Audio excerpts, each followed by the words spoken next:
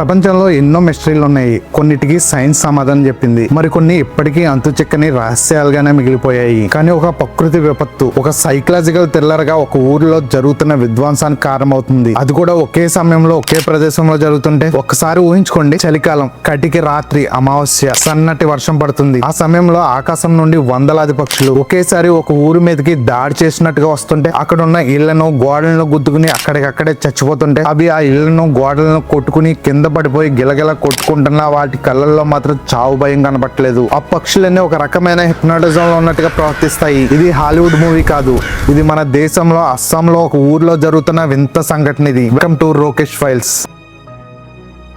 ఈ రోజు మనం ప్రపంచంలోని సైంటిస్టులు కూడా అందని మిస్టరీ గురించి మాట్లాడుకోబోతున్నాం. అదే జటింగా బర్డ్ సూసైడ్ మిస్టరీ.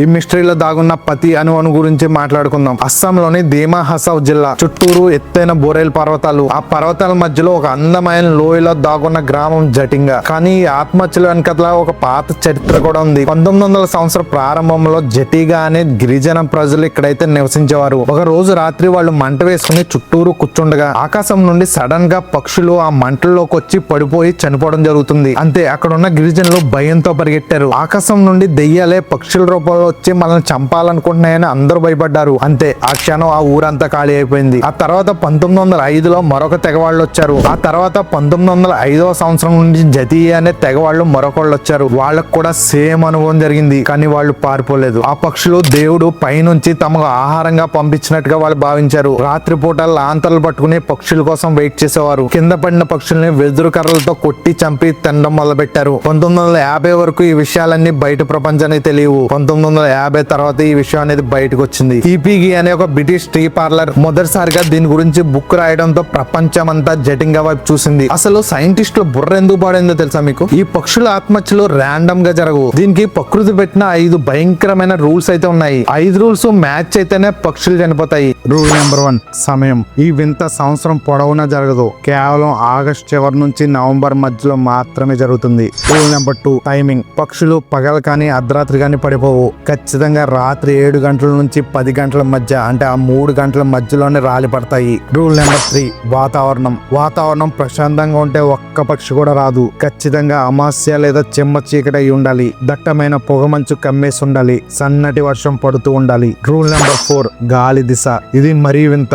గాలి దక్షిణ దిశ నుంచి ఉత్తరం వైపు బలంగా వీస్తున్నప్పుడు మాత్రమే ఈ సంఘటన జరుగుతుంది. Number 5, location. జటింగా గ్రామం చాలా పెద్దది, కానీ పక్షులు ఊరు మొత్తం పడవు. ఊరు మధ్యలో ఉన్న కేవలం 1.5 కిలోమీటర్లో ఉన్న ఒక చిన్న ఏరియాలో మాత్రమే వచ్చి పడతాయి. ఇంత ఖచ్చితమైన రూల్స్ తో పక్షులు ఎందుకు ఆత్మహత్యలు చేసుకుంటున్నాయో తెలుసుకోవడానికి ఇండియాలోనే బెస్ట్ పక్షి శాస్త్రవేత్తలు డాక్టర్ సలీం అలీ, డాక్టర్ సుధీర్ సేన్ గుప్తా జట్టికాకు వెళ్లారు.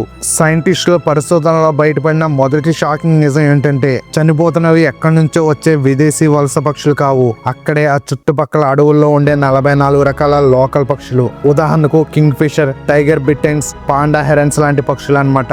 వాళ్ళ పరిశోధనలో తేలిన మరో విషయం ఏంటంటే, చనిపోతున్న పక్షుల్లో ఎక్కువగా యంగ్ బర్డ్స్ మాత్రమే ఉంటున్నాయి. అన్నిటికంటే భయంకరమైన విషయం ఏంటంటే, ఆ పక్షులు కింద పడిపోయాక చనిపోకపోతే అవి అక్కడి నుంచి ఎగిరిపోవడానికి కూడా ప్రయత్నించవు. వాటి కళ్ళు తెరిచే ఉంటాయి, కానీ అవి ఒక హిప్నాటిక్ ట్రాన్స్ లో ఉండిపోతున్నట్టుగా ఉంటాయి. 2-3 రోజుల పాటు ఏమీ తినకుండా, తాకకుండా, ఆకలితో మాడి అక్కడే ప్రాణాలు వదిలేస్తాయి. ఒక పక్షి అలా సైకలాజికల్ గా ఎందుకు ఫ్రీజ్ అయిపోతుంది అనేది సైంటిస్టులు సైతం బయటపెట్టింది. దశాబ్దాల పరిశోధనల తర్వాత జువాలజికల్ సర్వే ఆఫ్ ఇండియా ఒక కంక్లూజన్ కి వచ్చింది. ఇది ఆత్మహత్య కాదు, ఒక మ్యాసివ్ యాక్సిడెంట్. సెప్టెంబర్ నెలలో ఆ బొరైల్ పర్వతాల చుట్టూరు వాతావరణం చాలా వైలెంట్ గా మారిపోతుంది. పగలపూట ఆహారం వెతుక్కున్న పక్షులు రాత్రికి తమ గోళ్లకు చేరుకుంటాయి. కానీ ఆ రాత్రి దట్టమైన పొగమంచు, బలమైన గాలులు వీయడంతో నిద్రపోతున్న పక్షులు చెట్ల పై నుంచి కిందకి జారిపోతాయి. ఆ గాలుల ఫోర్స్ కి పూర్తిగా డిజోరియంట్ అవుతాయి. అంటే వాటికి ఎటు వెళ్లాలో, భూమి ఎటు ఉంటుందో, ఆకాశం ఎటు ఉంటుందో ఉంటుందో తెలియని కన్ఫ్యూజన్ లోకి వెళ్ళిపోతాయి ఇవి. ఆ సమయంలో జటింగా గ్రామంలో గిరిజనులు వెలిగించిన మంటలు, టార్చ్ లైట్లు లేదా బల్బులు వెలుతురు ఆ పొగ మంచులో ఒక పెద్ద సెర్చ్ లైట్ లా కనిపిస్తుంది వాళ్ళకు. చీకట్లో భయపడిన పక్షులు ఆ కాంతిని సేఫ్ ప్లేస్ అనుకునే అతి వేగంగా లైట్ వైపు తీసుకొస్తాయి. కానీ పొగ మంచులో వాటికి చూపు సరిగ్గా ఆనక, కాంతి ఎక్కడి నుంచో వస్తుందో తెలియక కరెంట్ స్తంభాలకు, గోడలకు వందల స్పీడ్ తో వచ్చి బలంగా గుద్దుకుని నేల రాలుతాయి.